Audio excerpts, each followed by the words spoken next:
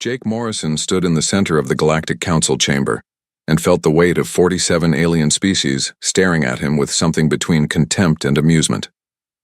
The chamber was massive and cold and designed to make visitors feel small, but Jake had stopped feeling small about 6 months ago when he realized that the Council would never treat humanity as equals no matter what they did or how hard they tried. Behind him stood 3 other humans, and they were the only ones in this vast space who understood what was about to happen. Lisa Patterson was a military commander with ice in her veins, and she had seen enough council meetings to know that diplomacy here was just another word for submission. Greg Hamilton was an admiral who had spent decades defending human colonies that the council claimed to protect, but never actually helped. Karen Wells was a diplomat who had tried every peaceful method to get fair treatment and had been dismissed every single time. They all knew this was the end, but it was also a beginning. The Velkrine matriarch floated in her section of the chamber, and her translucent body shimmered with what humans had learned meant she was feeling superior and dismissive. She spoke through the translation device that made her water-like sounds into words everyone could understand, and her tone was exactly what Jake expected. She asked if humanity was really serious about leaving the council over such small problems, and she said the word small like she was talking to children who did not understand the real world. Jake felt his jaw tighten, but he kept his voice calm and clear because losing his temper now would give them exactly what they wanted. He asked her if she really thought it was small that human ships were banned from half the trade routes in the galaxy. He asked if she thought it was small that human colonies had been attacked, and the council refused to even investigate. He asked if she thought it was small that humanity had discovered new mining territories, but the council gave the rights to other species instead. The Thaxian delegate made a sound, like wind chimes in a storm, and the translation came through sharp and irritated. The Thaxians were beings made of crystal and geometry, and they had been in space for thousands of years before humans even invented the wheel. The delegate said that humanity had only been part of the council for 200 years, and that other species had waited much longer for the privileges that humans were demanding. Jake almost laughed at that because it was the same excuse they always used. He told them that humanity was not demanding special privileges, but just wanted the same rights that had been promised when they joined. He said that the council had denied those rights at every turn because humans were young and different and asked too many questions and expanded too fast and did not know their place, and the matriarch rippled in a way that showed anger. And she told Jake that humans were like children playing at adult politics and that they knew nothing about the delicate balance that the council had maintained for 10,000 years. Jake smiled then, and it was not a friendly smile at all. He said she was right about one thing, and that was that humanity was done playing their political games. He turned to face his delegation, and they all stood at the same moment like they had practiced it 100 times. Together they walked toward the massive doors that would take them out of the chamber and away from the council forever. The matriarch called after them, and her voice echoed in the vast space. She said that if humanity left, they would lose all protection under council law, and that they would be alone in a very dangerous galaxy. Jake stopped at the door and looked back at her, and at all the aliens who had spent 2 centuries treating humans like unwanted guests at a party they could never really join. He said that humanity had been alone since the day they arrived, and that the council had just made them pay for pretending otherwise. Then he walked through the doors and heard them seal shut behind him with a sound that felt final and absolute. None of the council members noticed the small smile on Jake's face as he left, because they were too busy feeling satisfied that they had put the arrogant humans in their place. They did not understand that humanity had been preparing for this moment for years. They did not know about the secret meetings with other species that the council ignored or exploited. They did not know about the network of trade stations and supply depots that humans had built across the frontier. They did not know that when you push someone out of your club, you better make sure they cannot build a better club somewhere else. Jake and his team walked through the station that surrounded the council chamber and headed toward their ship. Around them, other species moved about their business, and some of them watched the humans leave with curiosity, while others looked away like they were embarrassed. Lisa walked close to Jake and asked quietly if he thought they had done the right thing. Jake looked at her and saw the doubt in her eyes, but also the determination. He told her that staying would have meant accepting that humanity would always be second-class citizens in a galaxy that needed them, but did not respect them. He said that leaving meant they could build something new and something fair and something that gave every species an actual voice. Greg added that the Military analysis was clear, and that the council was weak and complacent and had not fought a real war in centuries. He said their protection was mostly reputation and threat and very little actual capability. Karen said that economically the council was more dependent on human trade and logistics than they realized, and that pulling out would hurt them more than they expected. Jake nodded at all of this because it was true, but he also knew that the real reason they were leaving was simpler than strategy or economics. They were leaving because staying meant losing who they were as a people. Their ship was waiting in the docking bay, and it was a human design, sleek and efficient and nothing like the ornate vessels that council species preferred. As they boarded, Jake took one last look at the council station and thought about all the meetings and arguments and rejections that had led to this moment. He thought about the human colonies that had begged for help and been ignored. He thought about the traders who had been cheated, and the explorers who had been denied, and the diplomats who had been humiliated. Then he thought about what came next and smiled again.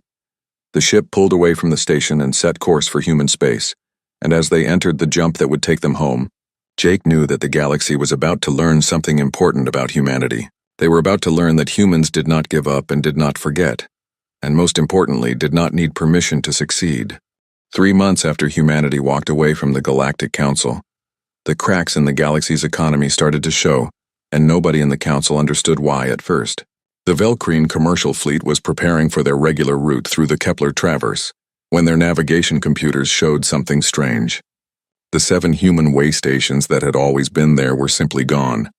Not destroyed or damaged, but removed completely like they had never existed at all. The Velkreen fleet commander was confused and angry, and demanded an explanation from the nearest council monitoring post.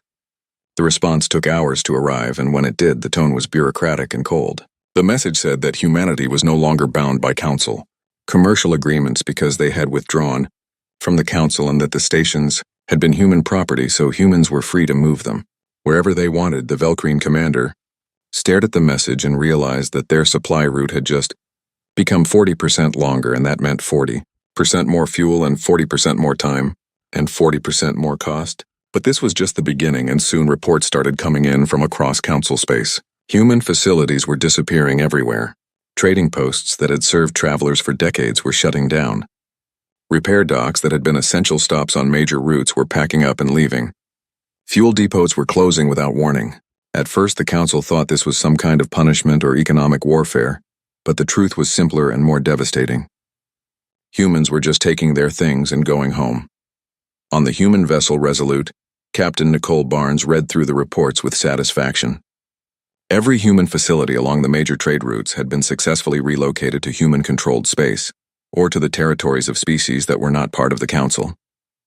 Her first officer was a man named Ben Foster, and he had been tracking the economic data with the enthusiasm of someone watching their team win a championship.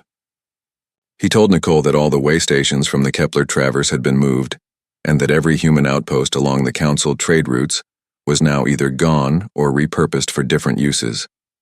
Nicole asked about the independent operators because she knew that not all human business was done under the human flag. Ben pulled up a star chart and showed her something remarkable. He explained that the council had always complained about human entrepreneurship and how humans opened businesses everywhere and did not follow traditional patterns. What the council never realized was that about 70% of the independent trading, posts and repair facilities and fuel depots in council space were actually owned or operated by humans but hidden behind shell companies and local partnerships. Nicole raised her eyebrows because even she had not known the number was that high. Ben continued with obvious pleasure in his voice. He said that the Velkreen commercial routes had just gotten 40% longer, and that the Thaxian crystal shipments now had to bypass 3 entire sectors, and that the Meridian trade network had just lost its primary logistics hub. Nicole asked about the council itself, and Ben's smile got wider. He told her that the council's central supply chain for goods that could not be replicated had just discovered they had been dependent on human logistics for 50 years but never knew it because humans had operated through intermediaries and partnerships. Nicole leaned back in her chair and asked how long it would take the council to understand what was happening.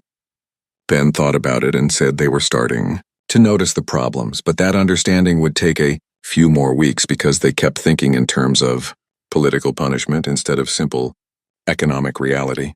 On Earth, in the sprawling complex, that housed the United Nations Space Command. Fleet Admiral Ryan Cooper stood before a massive holographic display of human space. The display showed something that would have seemed impossible 3 months ago. Humanity had established 17 new colonies and fortified 32 border systems, and started construction on 12 new shipyards. His aide was a woman named Amy Walsh, and she approached with news that made Ryan smile. She told him they were receiving requests for negotiation from 15 different species, and that none of them were council members. Ryan asked if these were the fringe worlds, and Amy confirmed it. She explained that these species were the ones the council considered too primitive or too aggressive or too independent for membership. They wanted to talk about trade and technology exchange and mutual defense. Ryan nodded slowly because this was exactly what Jake Morrison had predicted in his contingency plans. The enemy of my enemy might not be your friend, but they could definitely be your trading partner. Amy continued and said that some of these species had resources and territories that the council had prevented them from exploiting.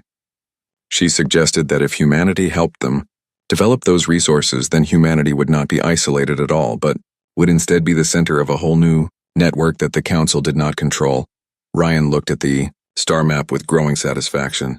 He told Amy to proceed with negotiations, but to make sure these species understood one thing clearly. Humanity did not build empires and did not want colonies. Humanity wanted partnerships with equals. Amy said she would make that clear, but mentioned that the concept of equal partnerships was causing quite a stir because apparently the council's definition of partnership was very different from the human one. Ryan allowed himself a small smile and said that the council was about to learn that humanity wrote its own definitions. Across council space, reports were flooding in about economic disruptions and supply chain failures and increased costs. Species that had never paid attention to human businesses suddenly realized how much they had depended on human services. The repair technician who fixed your ship engines was human.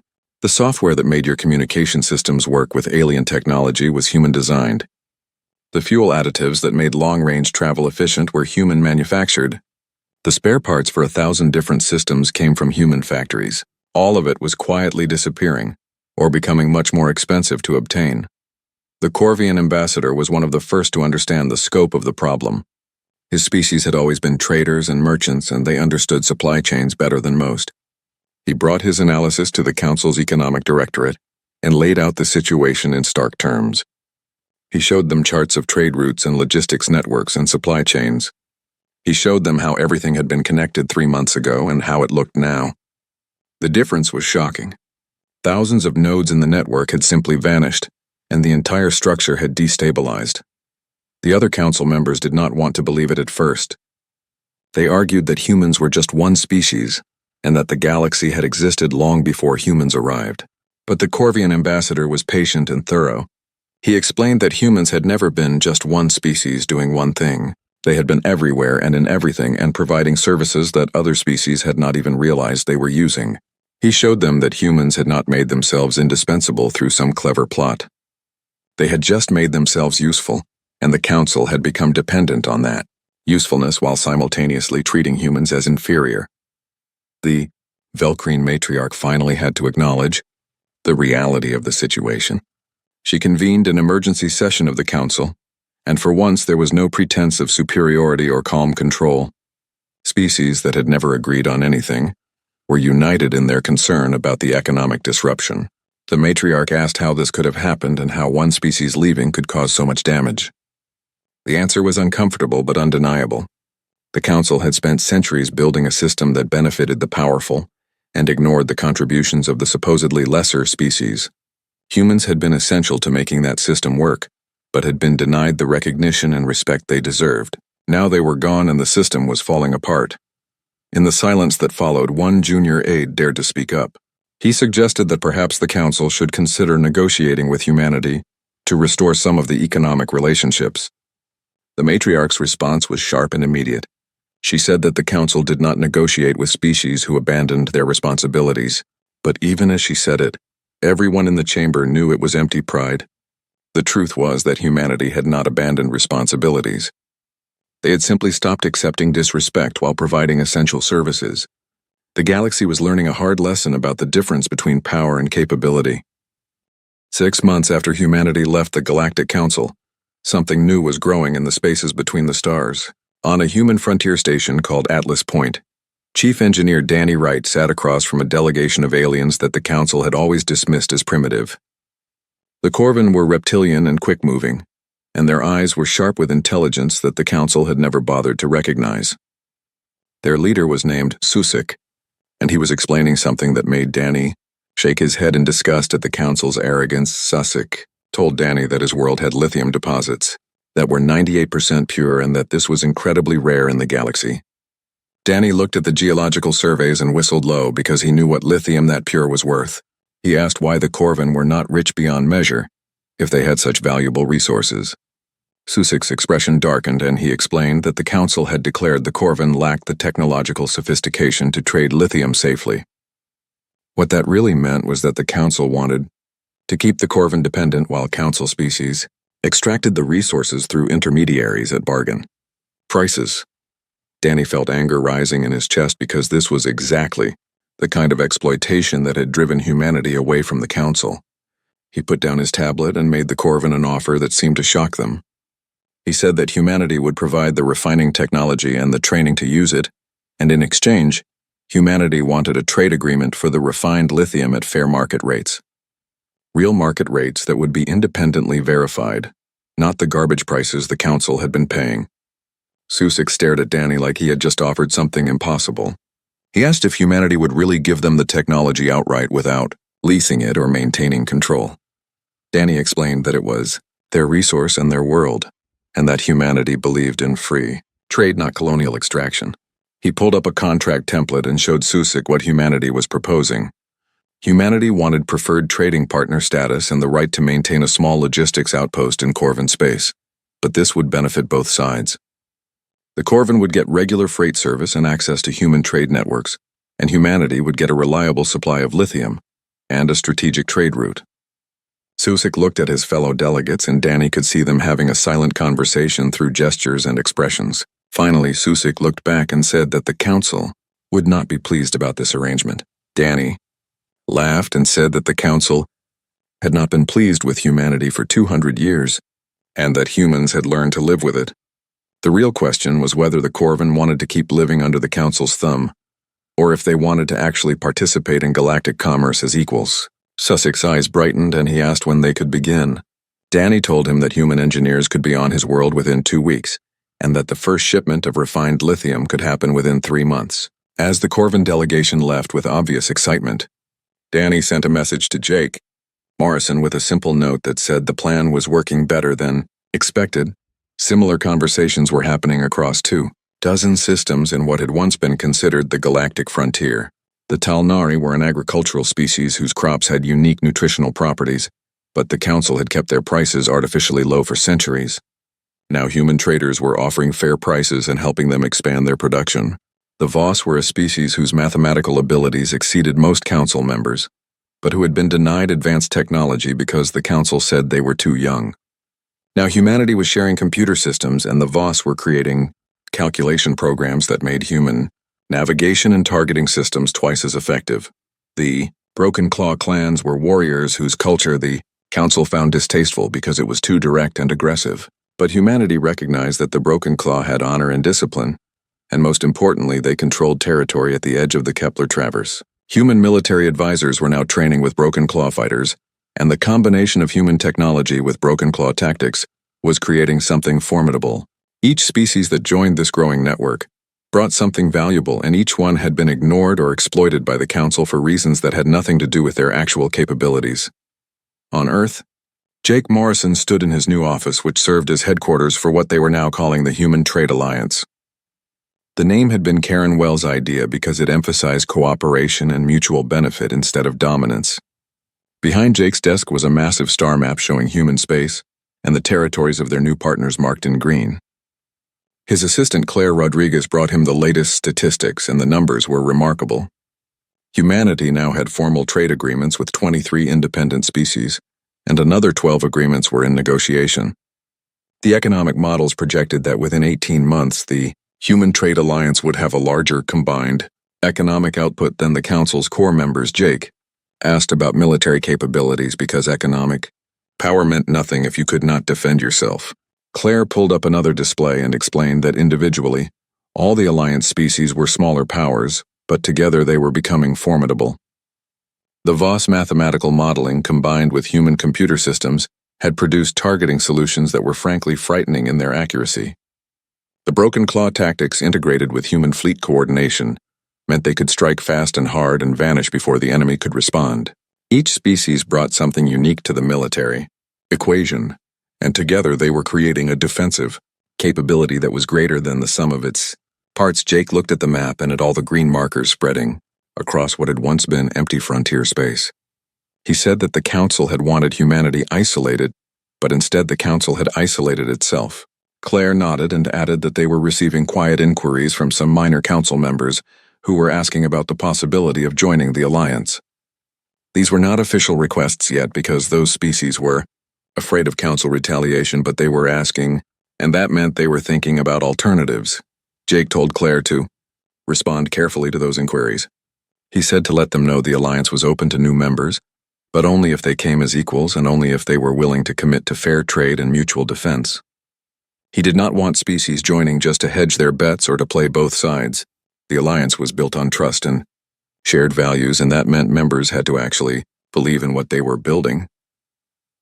News of the Human Trade Alliance was spreading through the galaxy faster than anyone had expected. Independent traders were talking about the fair prices and reliable contracts they got from human partners.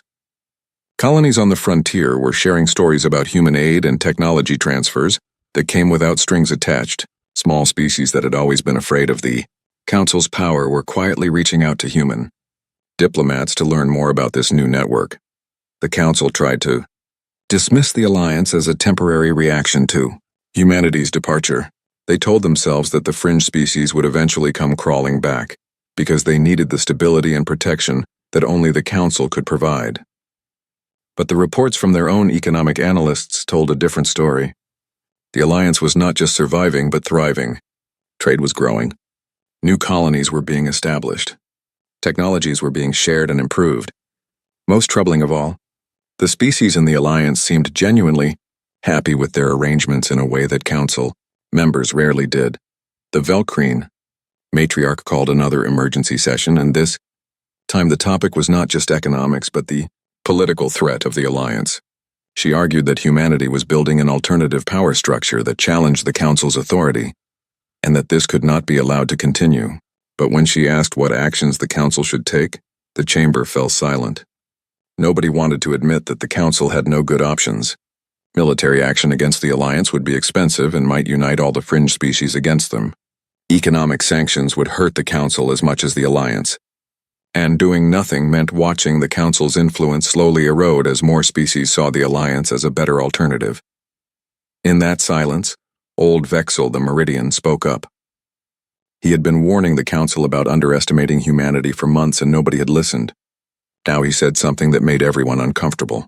He said that maybe the Council should consider that humanity had not built something threatening, but had built something better.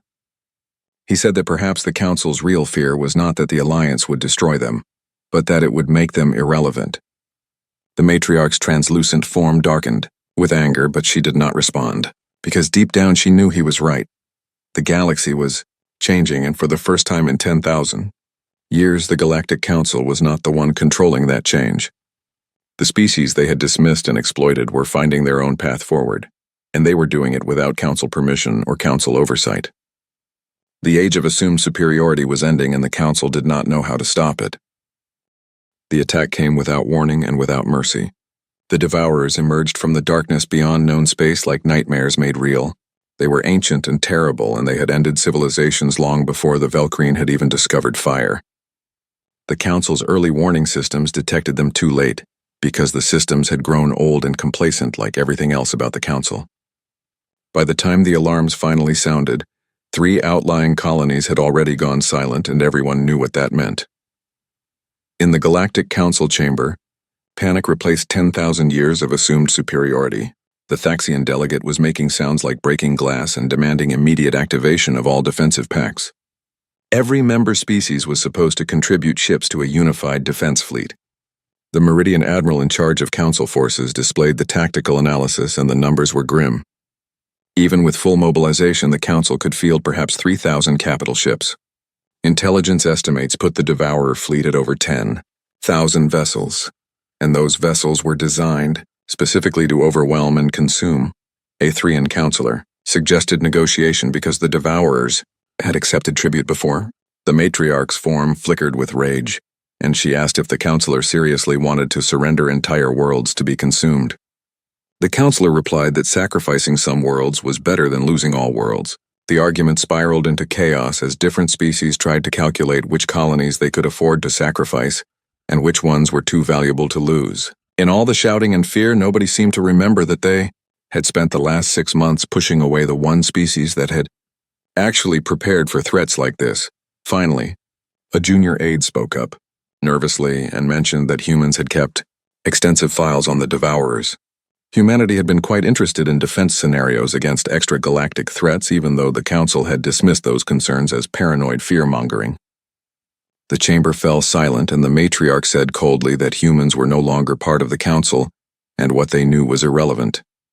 But old Vexel spoke up again and asked if human knowledge was really irrelevant when the Devourer fleet was heading directly through what used to be neutral space and what was now under the Human Trade Alliance defensive sphere. The Thaxian delegate made a sound of confusion and asked why the Alliance would care since the Devourers were attacking Council worlds, not human territories. Vexel just said one word in response, and that word was yet. The implication hung in the air like a threat. The Devourers would not stop with Council space. If they broke through here, they would keep going, and eventually they would reach human space and Alliance space. The question was whether humanity would help the Council, or whether humanity would let the Council face the consequences of their arrogance alone. On the human vessel Defiant, Admiral Ryan Cooper studied the tactical display with the cold calculation of someone who had spent decades preparing for exactly this scenario. The Devourer fleet was massive, but it was following predictable patterns that humanity had studied for years, while the Council dismissed human concerns about extragalactic threats. Commander Amy Walsh approached and told Ryan that they had received a transmission from the Council requesting military assistance under mutual defense protocols. Ryan raised an eyebrow and noted that those were the same protocols the Council had voided when humanity left. Amy said the Council was claiming the threat superseded political disagreements, which was convenient for them. Ryan asked about human fleet status, and Amy reported that they had 200 capital ships in range and another 500 that could reach the conflict zone in 4 days. Their alliance partners were also mobilizing. The Broken Claw clans were sending their entire raiding fleet, which meant 300 fast and aggressive ships. Ryan thought about it carefully and asked about Council forces. Amy said they were scrambling and disorganized and that the Council fleet had not fought a major engagement in 3 centuries. Most of their defensive strategy had relied on reputation and the fact that nobody wanted to challenge them. Ryan noted that the Devourers did not care about reputation and made his decision. He told Amy to send a response to the Council saying that humanity would help, but with conditions. Amy looked surprised, and Ryan continued. He said this would not be a Council operation, but a Human Trade Alliance operation, and that the Council could join them under human command structure or face the Devourers alone. Amy smiled slightly and said that response would cause an uproar. Ryan replied that they could be upset while humanity saved their lives. He pulled up battle plans that he had been designing for years and told Amy to send a message to Captain Nicole Barnes on the Resolute. It was time to show the galaxy what human military doctrine really looked like. 72 hours later, the Devourer fleet encountered something they had not faced in 10,000 years of conquest. The Human Trade Alliance fleet did not fight like Council species who formed defensive lines and waited for the enemy to come to them. Instead, Broken Claw raiders equipped with human targeting systems struck the Devourer vanguard in hit-and-run attacks that seemed to come from everywhere at once. The Devourers tried to adapt, but every time they focused on one group of raiders, another group would strike from a different angle. The Voss had analyzed the Devourers' biomechanical ships and identified weaknesses in their command structure and power systems. Human missiles built with Corvin lithium batteries packed 3 times the punch of standard Council weapons, and they exploited those weaknesses with surgical precision. When the Devourer fleet tried to swarm and overwhelm like they had done against countless other species, they found themselves facing something truly terrifying. Human carriers were deploying thousands of small, fast, semi-autonomous fighters that moved in patterns no organic brain could track. Captain. Nicole Barnes stood on the bridge of the Resolute and watched her fighter wings tear. Through devourer formations like knives through paper, she ordered her pilots to target bioreactors because they did not need to destroy the devourer ships completely, just disable them and let them drift. Her tactical officer reported that Council forces were requesting permission to join the battle line. Nicole granted permission, but made it clear they had to follow Alliance targeting solutions and combat rhythms. This was not a Council operation anymore. The battle lasted 18 hours, and when it ended, the Devourer fleet had lost 70% of its capital ships. The survivors retreated back into dark space, and their ancient hunger had finally been checked by something they never anticipated. Unity forged not from domination but from genuine partnership. The Human Trade Alliance lost 37 ships and every loss was mourned. The Council forces trying to adapt to human tactics in the middle of battle lost over 300 ships because they could not let go of their old, rigid command structures. In the aftermath, Admiral Ryan Cooper's face appeared on every screen in Council space. His message was brief and direct. He said that humanity and its allies had defended Council worlds not because the Council welcomed them or treated them fairly, but because it was the right thing to do and because billions of lives were at stake. But he made it very clear what had happened. He said the Council's ancient institutions and pride and belief in their own superiority had not stopped the Devourers. What stopped them was cooperation among equals. He said the galaxy was changing, and the Council needed to decide whether they would change with it or keep clinging to systems that no longer worked. Humanity and the Alliance would be building something new, and the Council was welcome to join as equals or not at all. When the transmission ended, the silence in the Council chamber was absolute. For the first time in 10,000 years, the species who ruled the stars understood that their age of dominance had ended, not through conquest or revolution, but through simple irrelevance. The humans had built something better and had proven it worked when it mattered most. In that silence, the Velkreen matriarch felt something she had not experienced in centuries, and that something was fear mixed with a grudging respect. The galaxy had changed, and pretending otherwise was no longer an option. 8 months after the Battle of the Velkreen Reach, the Galactic Council chamber stood waiting for something it had never expected. Today it would host not a council session, but a negotiation between equals. Jake Morrison walked through halls that had once been designed to intimidate him, and felt nothing but calm purpose. Behind him came representatives from 43 species of the Human Trade Alliance. There was Susik of the Corvin, whose people now ran the most efficient refineries in the sector. There was Commander Kresh of the Broken Claw, whose warriors had proven themselves in battle. There was Tisai of the Voss, whose mathematical genius had revolutionized fleet coordination, and dozens of others, species the Council had dismissed for centuries. In the chamber itself, the Council members waited, and their body language spoke of defeat, even if their pride would not let them admit it. The Velkreen matriarch was dimmer than before, as if the recent months had drained something essential from her. The Thaxian delegate's crystalline form showed stress fractures. Only Vexul seemed calm because he had seen this coming and tried to warn them. Jake looked around the chamber and felt a mix of satisfaction and sadness. Satisfaction because this moment proved humanity had been right. Sadness because it should never have come to this. The matriarch spoke first, and her voice lacked its former arrogance. She acknowledged that Jake had requested this meeting, and said the Council had granted it. Jake smiled slightly at the word granted, as if they still held power here, but he did not correct her because some lessons took time to learn. He said he would be direct because that was the human way. The Human Trade Alliance was prepared to negotiate a new framework for galactic cooperation. The Thaxian delegate made a confused sound and asked if Jake meant humanity wanted to rejoin the Council. Jake said no very firmly, and explained that the Council as it existed was finished, and everyone knew it. Half the Council members had already opened secret communications with the Alliance. Council commercial networks depended on Alliance logistics. Council defense had required the Alliance fleet to stop the Devourers.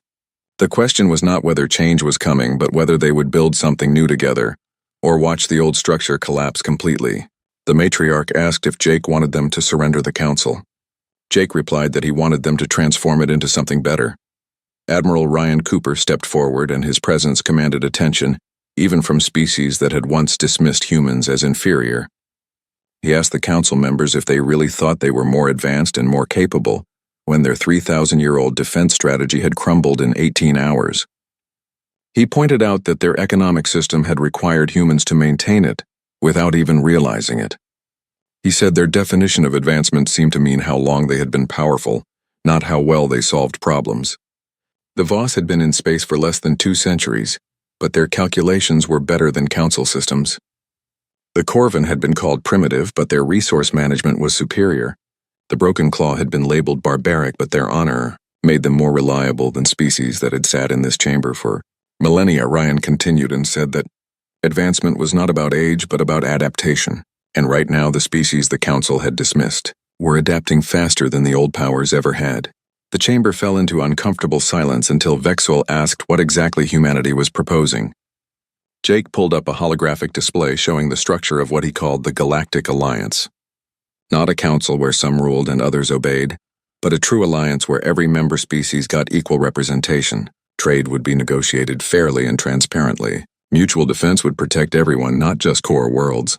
Most importantly, disputed territories and resources would be governed by shared agreement, not by whoever had the most power. The matriarch's form rippled with something between anger and desperation. She asked if Jake seriously wanted to give fringe species equal say in galactic affairs. Jake corrected her and said he wanted to give all species equal say, including the Council's current members. He explained that humanity was not trying to replace the Council, but to save them from themselves. The galaxy was dangerous, as the Devourers had proven. There were threats that did not care about 10,000-year legacies or political structures. They just wanted to consume and destroy. The galaxy could not afford to face those threats divided. Claire Rodriguez added that the Council had a choice. They could be founding members of something new and vital, or they could be the old guard clinging to a crumbling system. Either way, the galaxy was moving forward, and the only question was whether they moved with it. The matriarch asked what would happen if they refused. Jake's answer was simple and devastating. He said the Human Trade Alliance would continue without them. They would trade with those who wanted fair trade. They would defend those who stood with them. And in 20 or 50 or 100 years, the Council would look around and realize the galaxy had passed them by. They would be isolated not because anyone punished them, but because they had made themselves irrelevant. It was harsh, but it was true, and everyone in the chamber knew it. The matriarch said that humanity had changed everything in just 2 years, and upended 10,000 years of galactic order. Jake replied that humanity had just exposed cracks that were already there. The order the Council was mourning had not been working except for the powerful. It had failed the majority of species trying to survive and thrive. Humanity had just offered an alternative. The Thaxian delegates' form pulsed with something that might have been acceptance, and suggested they vote on whether to negotiate the terms of this galactic alliance. Around the chamber, slowly at first, then with gathering momentum, Council members signaled their agreement. Not all of them, because some would cling to the old ways until the end, but enough of them agreed. More than enough. The Velkreen matriarch was the last to signal agreement, and her form shimmered with complex emotions. She said they would begin negotiations for this new age. Jake smiled and corrected her gently. Not his new age, but their new age. Something they would all build together. 6 months later, the first session of the Galactic Alliance convened in a new chamber designed very differently from the old council hall. This chamber was round, so no species sat higher than any other. Human delegates sat beside Velkreen diplomats. Corvin traders debated with Thaxian merchants. Broken Claw warriors shared tactical assessments with Meridian strategists. Admiral Ryan Cooper watched the proceedings from Earth's command center, and Amy Walsh joined him with reports. She mentioned that the first alliance-wide defense exercise was scheduled for next month, with 70 species participating. Ryan shook his head and said he was not commanding the fleet because Commander Kresh of the Broken Claw would lead this exercise. They were taking turns with shared command for shared defense. Amy called it revolutionary, and Ryan replied that it was just common sense. On the screen, Jake Morrison was addressing the assembled alliance. He said that 2 years ago humanity had left the council chamber expecting isolation, but instead found partners. They found species who had been waiting for someone to say the old ways were not the only ways. Today they were not just 50 species, occupying the same galaxy, but 50 species building a shared future together. Captain Nicole Barnes watched from the Resolute, now patrolling the frontier with a mixed crew of humans and aliens who had chosen the alliance over their traditional paths. She raised a glass and toasted the Alliance, and her crew echoed her words. The galaxy had changed not because humanity conquered it, but because humanity offered something more dangerous than weapons. They offered an alternative. They showed that cooperation could be stronger than hierarchy, and that diversity could be strength, and that young species could teach old ones new ways of thinking. In the darkness between stars, ancient threats watched and reconsidered their plans. The galaxy had been divided and easy prey for patient hunters. Now it was united enough to fight back and strong enough to survive. On Earth, Jake Morrison looked at star charts one final time before heading home. The markers of Alliance space spread across the display like hope made visible. Not just human space anymore, but shared space and common ground.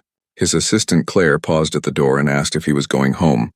Jake said soon because he was just appreciating what they had built. Claire corrected him and said what they had all built together. Jake smiled and agreed. What they had all built together.